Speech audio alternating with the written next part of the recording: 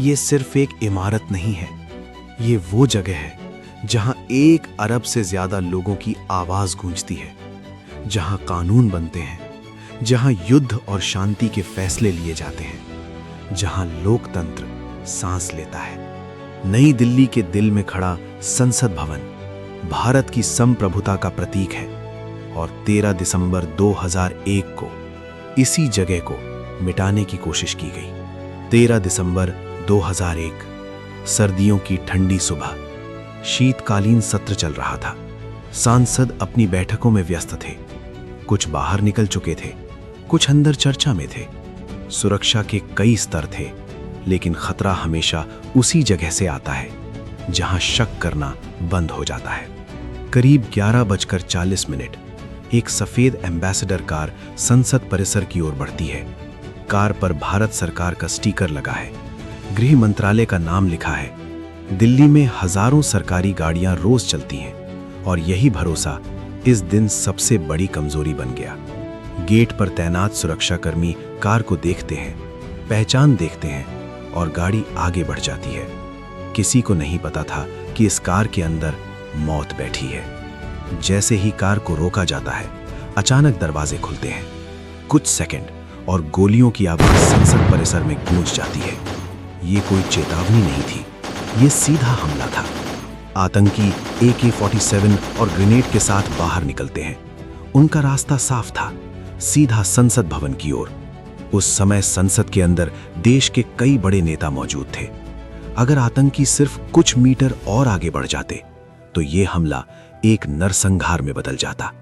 लेकिन इतिहास यहीं से बदलता है। CRPF, दिल्ली पुलिस और संसद सुरक्षा बल बिना किसी आदेश के आगे बढ़ते हैं। कोई मीटिंग नहीं, कोई रणनीति नहीं, सिर्फ एक फैसला। अगर आज हम पीछे हटे तो देश झुक जाएगा। गोलियों की बौछार होती है, धुआं भर जाता है, ग्रेनेड फटते हैं, लेकिन सुरक्षा बल पीछे नहीं हटते। लगभग 30 मिनट तक ये लड़ाई चलती है। हर मिनट, हर सेकंड एक अलग कहानी लिख रहा था। आखिरकार 5 आतंकी मार गिराए जाते हैं, लेकिन इसकी कीमत बहुत बड़ी थी। भारत अपने 9 बहादुर रक्षकों को खो देता है। ये वो लोग थे जिनका चेहरा टीवी पर नहीं चला, जिनका नाम ट्रेंड नहीं हुआ, लेकिन अगर वो नहीं होते तो संसद आज इतिहास बन चुकी होती। हमला खत्म हो चुका था, लेकिन असली कहानी अब शुरू होनी थी।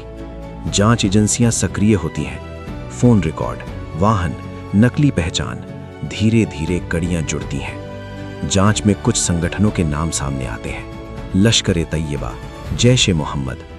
दावा किया जाता है कि हमला सीमा पार से संचालित किया गया और यहीं से मामला सिर्फ आतंकवाद नहीं, राजनीति और कूटनीति बन जाता है।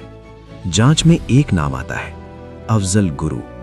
उसकी भूमिका को लेकर देश 2 हिस्सों में बंट जाता है। कुछ लोग कहते हैं वो साजिश का हिस्सा था, कुछ कहते हैं पूरी सच्चाई कभी सामने नहीं आई।